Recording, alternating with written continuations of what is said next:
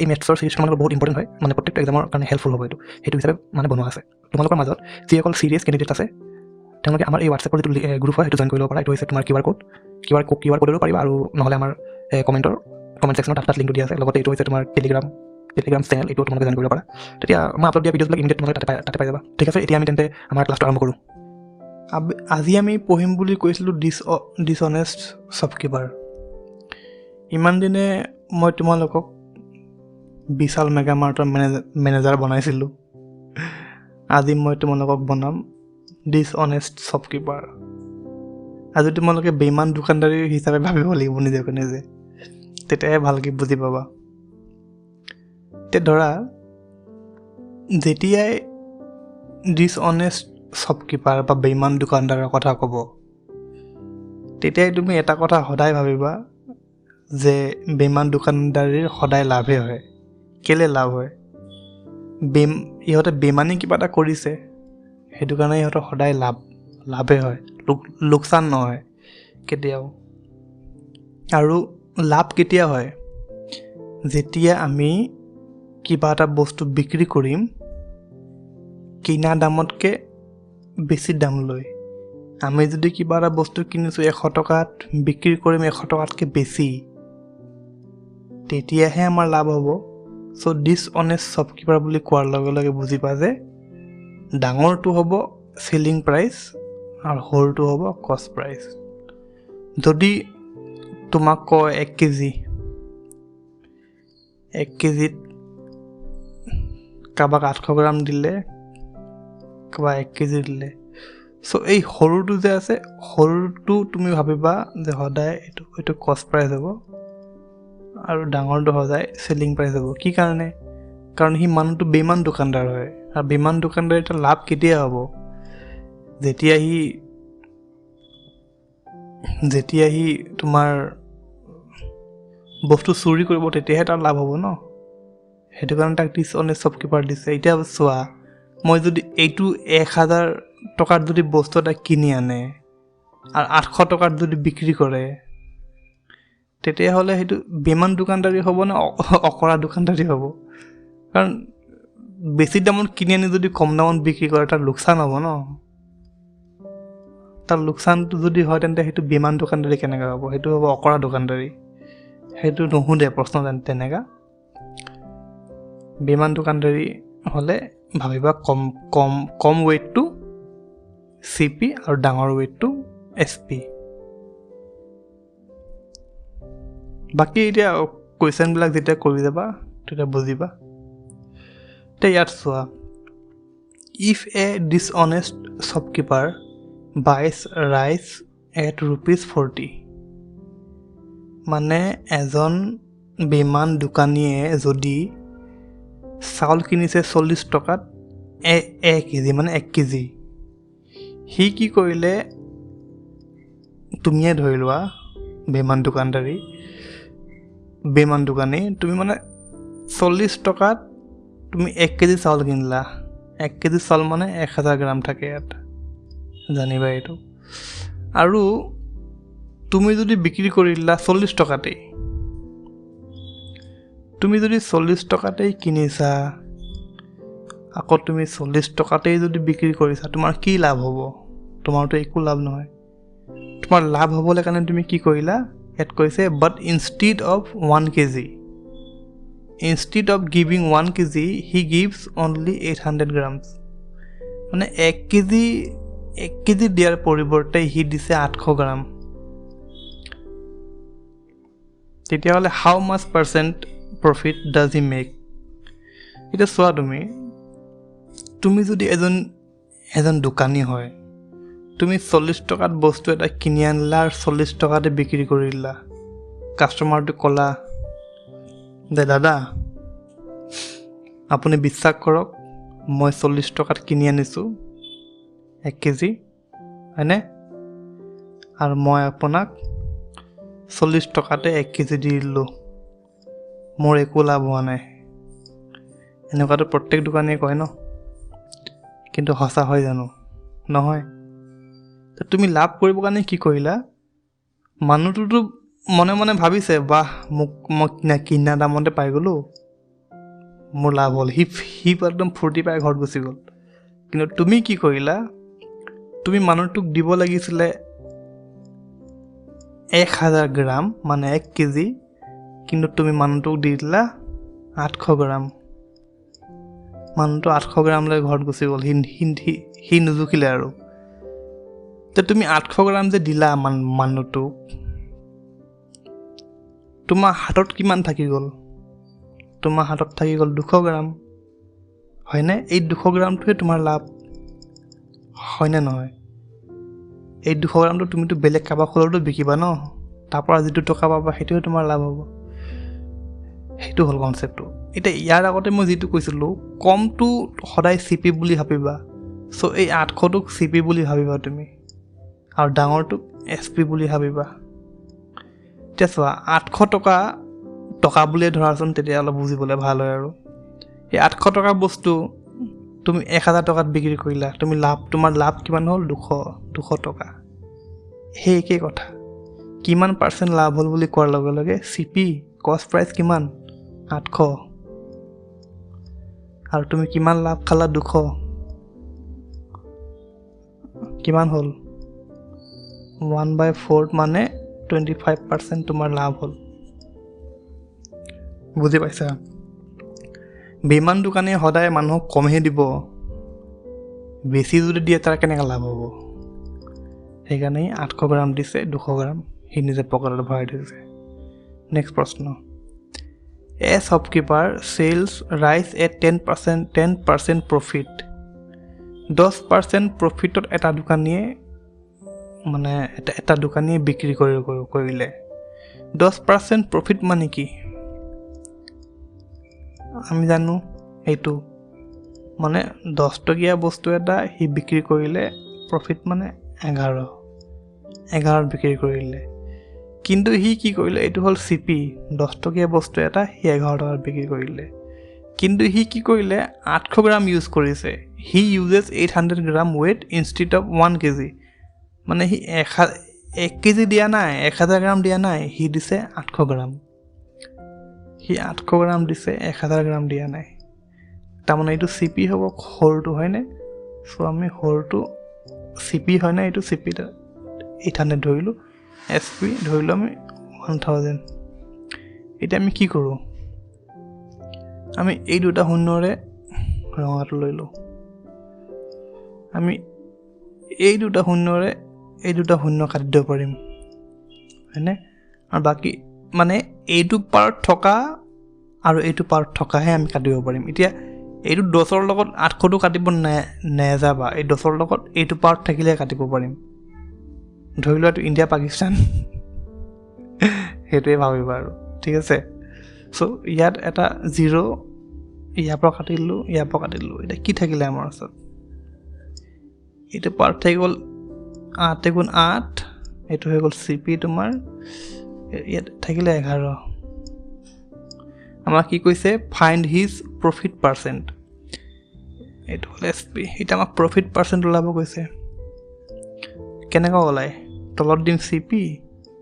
এই 8 টকাৰ বস্তুটো বিকিলে 11 টকা, কিমান লাভ হ'ল? 3 টকা। 8/3 মানে কিমান হয়? 1/8 মানে কিমান? 12.5। 3/8 মানে কিমান কৰিম? বাছ 12.5ৰ লগত 3 কৰিলে হৈ যাব আৰু 37.5%। এইটো ইমান হ'ব প্ৰফিট। যদি নাজানা 3/8ৰ লগত 100 পূৰণ কৰি দিয়া, 300/8 হৈ যাব, বাছ 37.5 ল'ব %। নেক্সট প্ৰশ্ন, এতিয়া কি কৈছে ইয়াত? A dishonest shopkeeper claims to sell rice at cost price. সেইটোৱে আৰু, ডিছঅনেষ্ট বেইমান দোকানীয়ে কৈছে যে মই কিনা নামতে বস্তু বিক্ৰী কৰিলোঁ, but instead of giving 1 kg he uses weight of 960 grams. 1 kg দিয়াৰ পৰিৱৰ্তে সি 960 গ্ৰামে দিছে, তেন্তে কিমান লাভ হ'ল তাৰ? সেইটোৱে কথা। 1000 জগাত সি 960 গ্ৰাম দিছে, কিমান কম দিছে 40 গ্ৰাম কমটো ধৰিম CP এইটো ধৰিম SP এতিয়া আমাক প্ৰফিট ওলাব লাগে প্ৰফিটৰ কাৰণে আমাৰ CP আৰু প্ৰফিটটো থাকিলেই হ'ল SP কোনো কামে নাই ইয়াত SP টো মানে SP আৰু CP ৰ ডিফাৰেন্সটোহে ওলাব কাৰণে লাগে আমাৰ SP টো হ'লনে CP কিমান কষ্ট প্ৰাইচ কিনা দাম 960 আৰু লাভ কিমান কৰিলে 40 গ্ৰাম ইয়াকে আমি 100 ৰে পূৰণ কৰি দিব লাগিব ৰবা দেই এইটো কাটি দিও এবাৰ কিমান হ'ব 4/960 আকৌ কাটি দিও 4 গুণ 4 4 দুগুণ 4 গুণ হল এইটো 0 টো ওপৰতে গুচি গ'ল 1/24 1/24 মানে কি ফ্ৰেকশনটো মনত ৰাখিব লাগিছিল তোমালোকে 1/24 মানে 4.16% যদি নাজানা 100 ৰে পূৰণ কৰি দিবা 100/24 কৰিলেও একে ওলাব নেক্সট প্ৰশ্ন এতিয়া ইয়াত চোৱা এ ডিসঅনেষ্ট shopkeeper claims to sell rice at cost price একেই কথা মিছা কথা কিনা দামত বিক্ৰী কৰিছে বুলি ইয়াত কৈছে এটা বিমান দোকানীয়ে হি ক্লেইম কৰে যে মই চাউল কিনা দামতেই বিক্ৰী কৰি আছো কিন্তু হি কি কৰিছে instead of giving 1 kg 1 kg দিয়াৰ পৰিৱৰ্তে হি কি কৰে he uses a weight of only 400 grams এটা কোৱেশ্চনটো ভুল আছে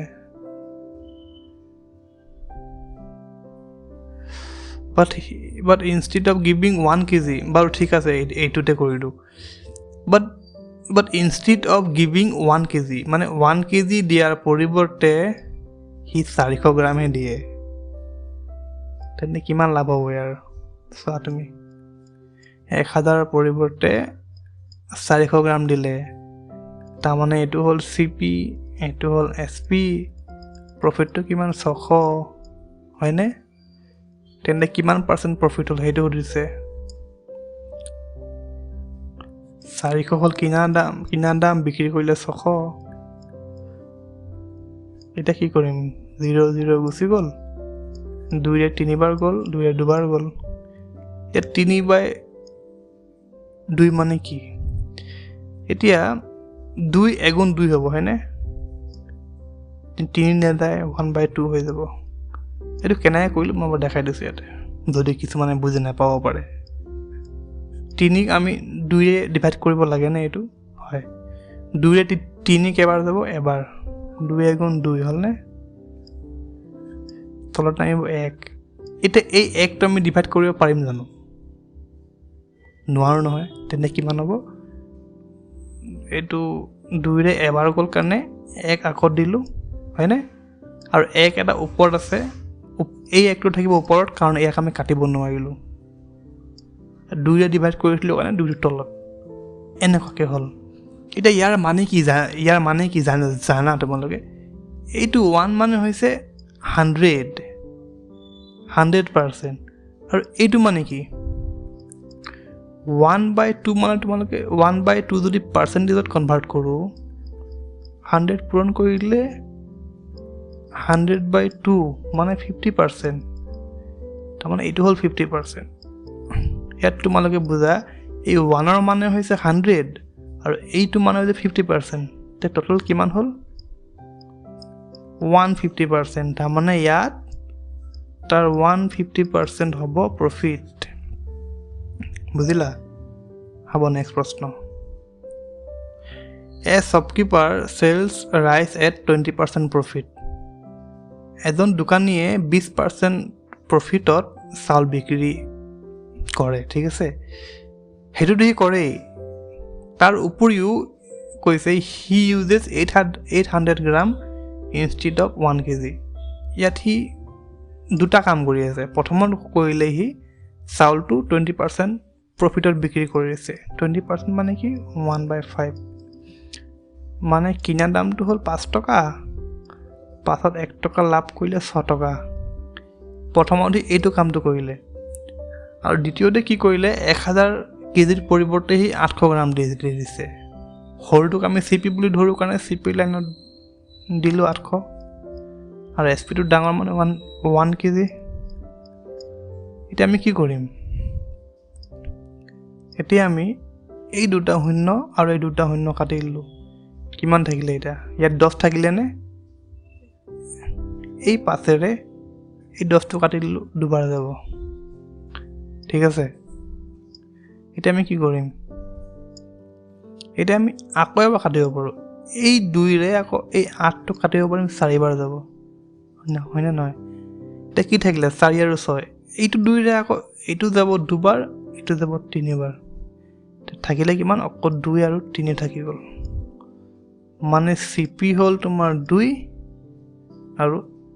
এছপি হ'ল তোমাৰ 3 2 টকাত কিনি 3 টকাত বিক্ৰী কৰিলে মানে 1 টকা লাভ কৰিলে এতিয়া আমাক কি কৈছে ফাইণ্ড হিজ প্ৰফিট পাৰ্চেণ্ট চ' প্ৰফিট পাৰ্চেণ্ট কিমান হ'ব 2 টকাত কিনি 1 টকা লাভ খালে মানে 1/2 মানে 50% আমি জানো চ' 50% হ'ব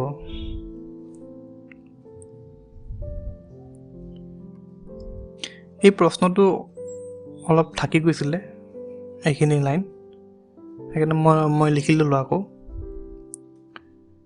ইয়াত তুমি চোৱা এটা বস্তু এইখিনিত বুজিবলগীয়া বহুত আছে এই বেইমান দোকানীজনে কি কৰিলে 20% কিনোতে সময়ত চিট কৰিলে কিনোতে সময়ত এতিয়া তুমি যদি ধৰি লোৱা তুমি এজন বেইমান দোকানী তুমি ঠিক আছে তুমি কিনিব গ'লা 1 কেজি চাউল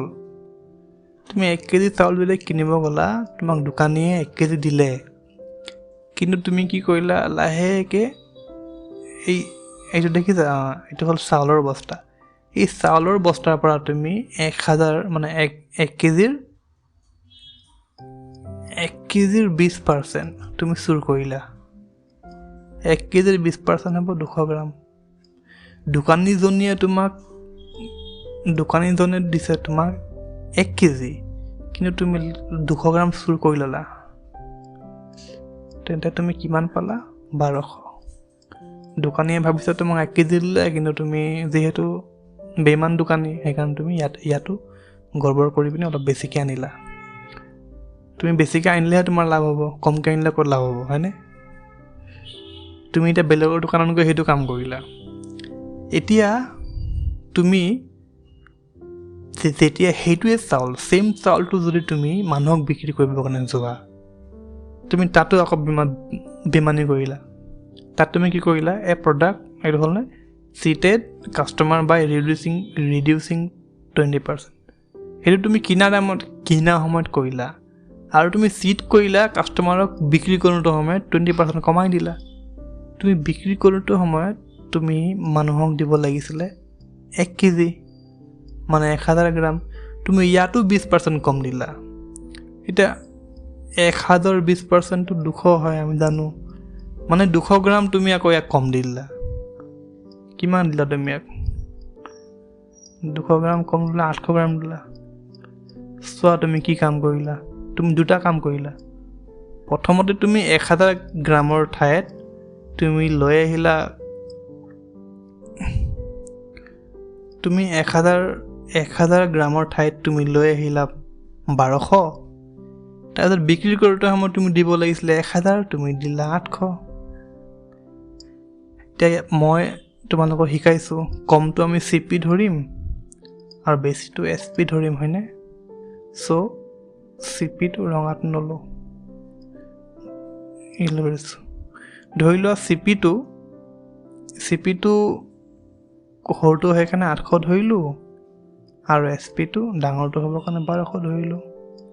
তুমি এইটো কাম কৰিলা তাৰ উপৰিও কৈছে and he sells the item at 20% profit এইখিনি কৰাৰ পাছতো তোমাৰ মন নভৰিলে তুমি মানে পুৰা 1 নম্বৰ বেমান দোকানী তুমি আৰু 20% প্ৰফিট খাবা বুলি ক'লা ঠিক আছে আৰু 20% প্ৰফিট মানে কি 20% মানে হৈ গ'ল 1/5 হয়নে মানে 5টো চিপি প্ৰফিট কৰিলে 1 তাৰমানে SP কিমান হ'ব 5 1 6 এতিয়া তুমি কি কৰিলা 5 এই CP লাইনতে আনিম কাৰণ এইটো CP হৈ কাৰণে ইয়াত SPটো কিমান 6 এতিয়া আমি ইয়াত এটা কাম কৰিব পাৰোঁ এই 800টো এইটো পাৱাৰত আছে নহয় আমি সেইটো পাৱাৰ লগত কাটিব লাগিব এই দুটা শূন্য গুচি গ'ল এতিয়া আমি 4ৰে এইটো কাটিব পাৰিম দুবাৰ যাব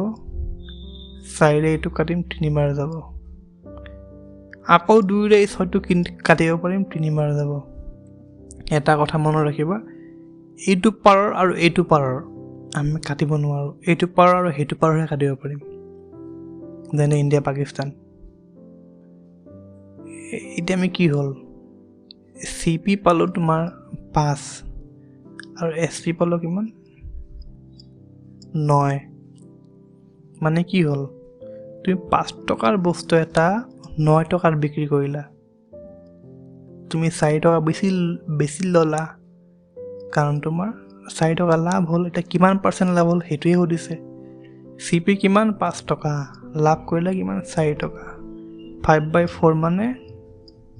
80% হয়নে নহয় এইটো সলভ কৰি ল'বা হৈ যাব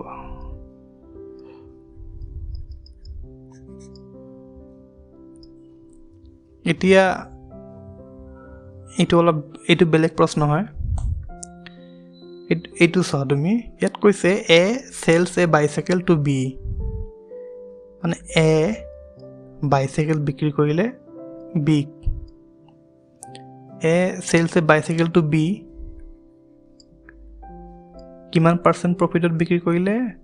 20% মানে কিমান 1/5 মানে 5 টকীয়া বস্তুটো এ এই প্ৰফিট ল'লে 5ৰ লগত 1 যোগ কৰি 6 হ'ল 5 টকীয়া বস্তুটো এই 6 টকাত বিক্ৰী কৰিলে আকৌ কৈছে বিয়ে কি কৰিলে বিয়ে 6 চেল কৰিলে 25% প্ৰফিটত 25% প্ৰফিট মানে কি 1/4 মানে 4 টকীয়া বস্তুটো 5 টকাত বিকিলে 4 1 5 হ'লনে সেইটো কৈছে আৰু কৈছে এতিয়া C ইয়াত আমি কি পাওঁ লাষ্টত আমি Cটোহে লিখিছিলোঁ হয় না এইটো বি কাটি দিওঁ আৰু এইটো যদি আমি সলভ কৰিম আমি কি পাম এইখিনিত পাম আমি এৰ মান আৰু এইখিনিত পাম আমি চিৰ মান কাৰণ এ প্ৰথমত আৰু চি লাষ্টত প্ৰথম আৰু লাষ্টৰটো পোৱা যায় এতিয়া আমি ইয়াক কাটি পিনি সৰু কৰি দিব পাৰোঁ নোৱাৰোঁ এইটো 5ৰে 5 কাটি গ'ল 2ৰে যাব দুবাৰ 2ৰে যাব তিনিবাৰ 2 আৰু 3 থাকি গ'ল হয়নে এইটো 2 হৈ গ'ল 3 হৈ গ'ল এতিয়া প্ৰশ্নই কৈছে যে চি পে কৰিছে 225 টকা কিন্তু আমি দেখিলোঁ চি পেজ কৰিছে 225 টকা কিন্তু আমি ক'ত পালোঁ যে চি 3 টকা পে কৰিছে তাৰমানে 3 ইউনিটৰ ভেলু হ'ব 225 1 ইউনিটৰ ভেলু কিমান হ'ব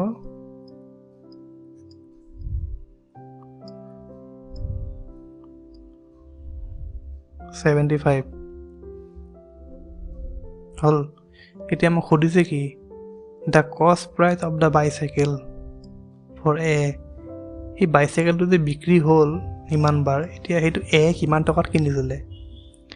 কিমানত কিনিছিলে দেখিলোঁ আমি 2 তাৰমানে 2 ইউনিটৰ ভেলু ওলাবলৈ হ'লে 75 × 2 কিমান হ'ব 150 টকা নেক্সট প্ৰশ্ন A sells a goods to B at a profit 25%. A বস্তুটো বিক্ৰী কৰিলে বিক কিমান 25% প্ৰফিট 25% 4 টকীয়া বস্তু 5 টকাত বিক্ৰী কৰিলে B sells the item to C at loss এতিয়া বিয়ে কি কৰিলে লছত বিক্ৰী কৰিলে কিমান 10% 10% মানে এইটো বি কি কৰিলে 10 টকীয়া বস্তু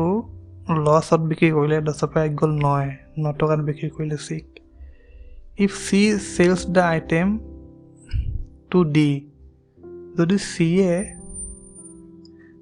আকৌ ডিক চেল কৰিলে 20% প্ৰফিটত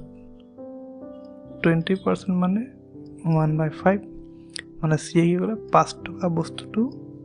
6 টকাত বিক্ৰী কৰিলে এতিয়া আমি কি পাম লাষ্টত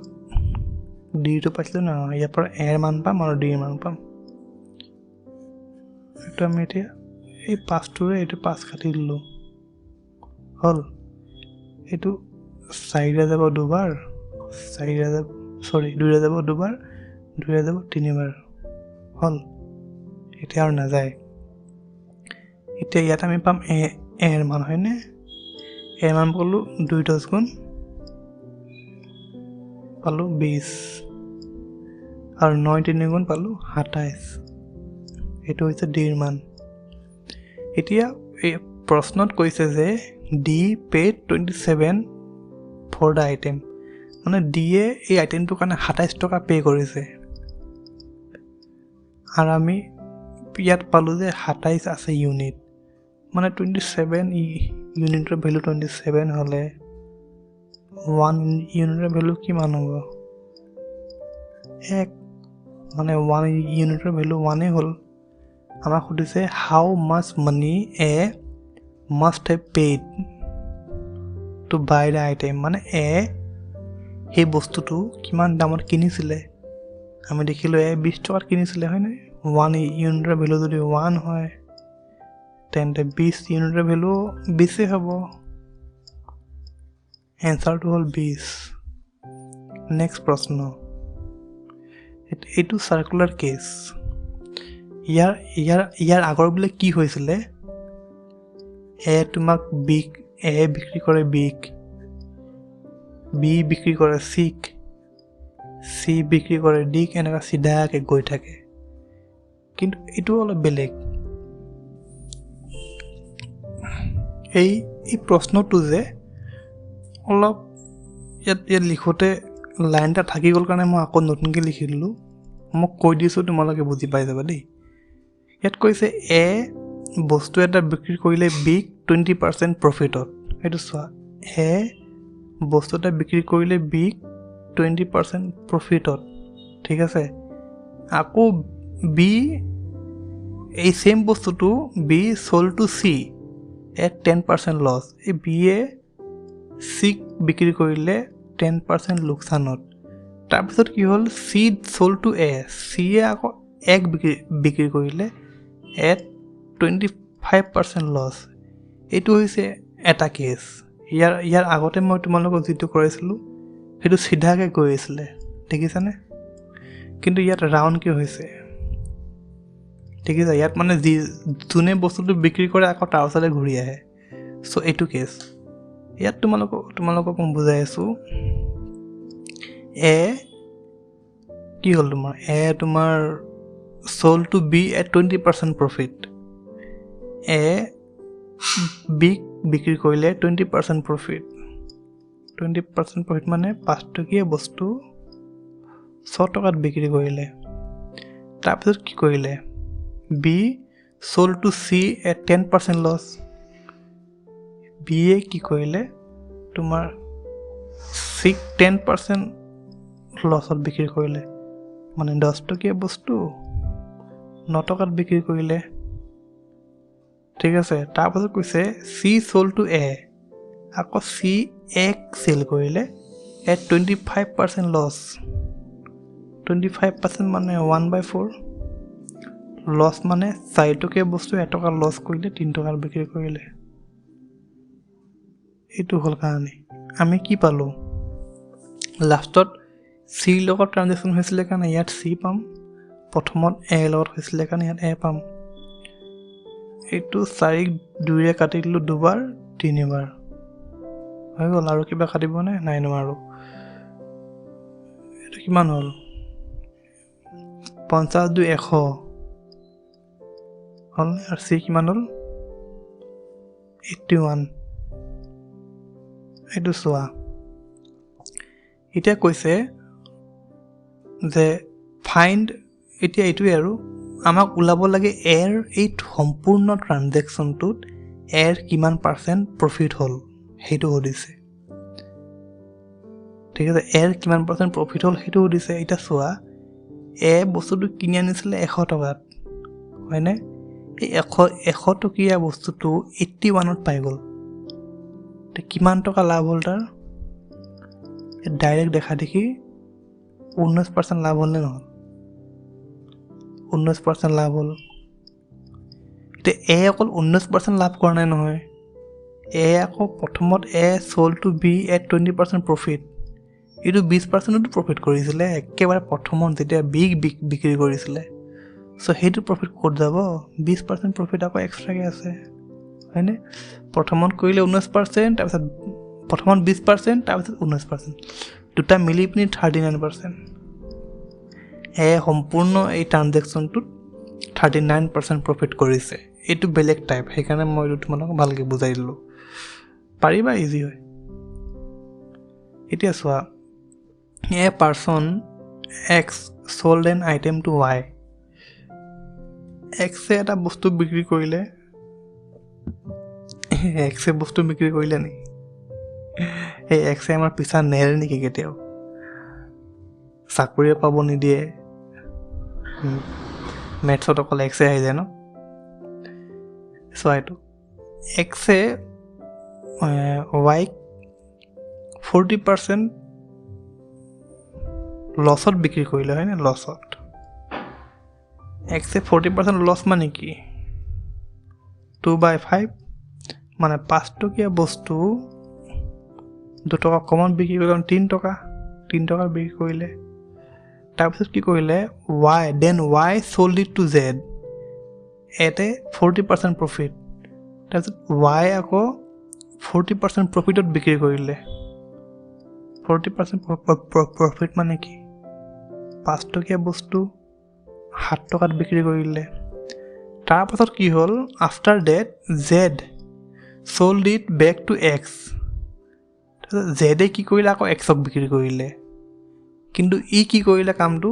ই 40% প্ৰফিটত বিক্ৰী কৰিলে জেডে 40% প্ৰফিট মানে কি 5 টকীয়া বস্তু 7 টকাত বিক্ৰী কৰিলে তেতিয়া প্ৰফিট হ'ব লাষ্টত আমি কি পাইছিলোঁ জেডৰ পাম আৰু ইয়াত আৰম্ভ হৈছিলে এক্সৰ কথা 125 সেইটো কিমান হ'ল 49 কিমান হ'ব 147 হ'ব 147 হ'ব এতিয়া চোৱা এক্সে 125 টকা বস্তুটো একেবাৰে লাষ্টত 147ত কিনিলে মানে এক্সে যেতিয়া বস্তু এটা কিনিছিলে 125 টকা সেই 125 টকা বস্তুটো এতিয়া জেডৰ পৰা কিনিবলগীয়া হৈছে 147ত এই কিমান টকা বেছি দি কিনিলে এই 125 টকীয়া বস্তুটো 147ত কিনিলে মানে কি মানে 22 টকা বেছি দিবলগীয়া হ'ল কিন্তু ইয়াতে এইটো এতিয়া আমি পাৰ্চেণ্টত কনভাৰ্ট কৰিব লাগিব কাৰণ প্ৰশ্নত কৈছে find the overall percentage of profit or loss incurred by X in the entire transaction এই সম্পূৰ্ণ ট্ৰানজেকশ্যনটোত কিমান পাৰ্চেণ্ট লোকচান হৈছে সেইটো সুধিছে আমাৰ প্ৰথমত এক্সে যেতিয়া ৱাইক বিক্ৰী কৰিছিলে 40% লছত হয়নে 40% লছটো আমি লিখি থলোঁ ইয়াত কিন্তু এতিয়া 125 টকীয়া বস্তু 147ত যদি সি কিনিছে মানে 22 টকাহে তাৰ লোকচান হৈছে কিন্তু এইটো পাৰ্চেণ্টেজত কনভাৰ্ট কৰিব লাগিব ন এইটো চোৱা 125 টকীয়া বস্তুটো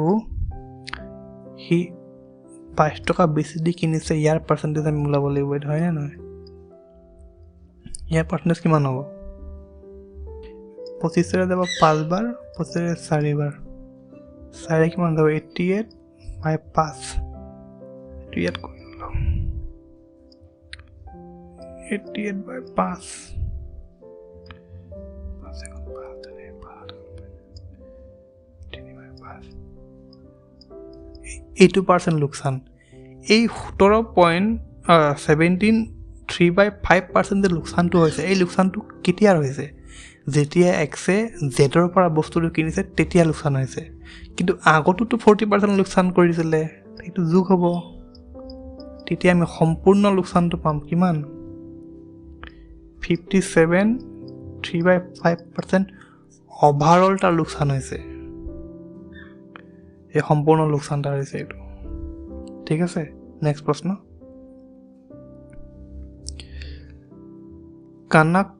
Kanaka owns a plot worth ₹10,000 he sells it to Raman at 10% profit Raman sells the plot back to Kanaka at 10% একেই কথা এইটো চোৱা ৰামানে কানাক মানে এই ৱৰ্থ তোমাৰ প্লট এটাৰ দাম 10,000 টকা এইটো কানাকাৰ হয় ঠিক আছে কানাকাই কি কৰিলে এইটো ৰামানক বিক্ৰী কৰিলে 10% প্ৰফিটত বিক্ৰী কৰিলে 10% প্ৰফিট মানে 10 টকীয়া বস্তু 1 টকা লাভ 11ত বিক্ৰী কৰিলে ৰামানে কি কৰিলে sells the plot back to the Kanaka আকৌ ৰামানে 10% লছত বিক্ৰী কৰিলে মানে 10 টকীয়া বস্তুটো 1 টকা কম 9 টকাত বিক্ৰী কৰিলে হয়নে এইটো পাম কানাক মানে 100 টকীয়া বস্তুটো 99ত কিনিলে আৰৰ পৰা এতিয়া এই মাটিটোৰ দাম আছিলে ধৰি লোৱা প্লটটোৰ দাম আছিলে 100ৰ বস্তুটো সি ৰামানৰ পৰা কিনিলে 99ত মানে ইয়াত সি 1% লাভ কৰিলে নাই কৰিলে আৰু একদম প্ৰথমতে কানাকে ৰামানক বিক্ৰী কৰিছিলে 10% প্ৰফিটত চ' প্ৰথমতে সি 10% প্ৰফিট কৰিলে তাৰপাছত শেষত আকৌ ৰামানৰ পৰা কিনিলে 1% প্ৰফিটত তো টোটেলি 11% প্ৰফিট পালে ঠিক আছে কিন্তু আমাক সুধিছে যে কিমান টকা আমাক কি কৈছে কিমান টকাত ওলাব লাগে না প্ৰশ্নটো আমাক এনসাৰটো ওলাব লাগে পাৰ্চেণ্টেজত নহয় টকাত চ' মাটিটোৰ দামটো যদি আছিলে তোমাৰ 10,000 এই 10,000ৰ ওপৰতে হ'ল যি হ'ল 10,000ৰ আমাৰ 11% ওলাব লাগে 10,000ৰ 11% পাৰ্চেণ্টেজটো আঁতৰাই তলত 100 লৈ আহিলোঁ 2 শূন্য গুচি গ'ল 100 into 11 মানে 1100 মানে 1100 টকা তাৰ লাভ হ'ল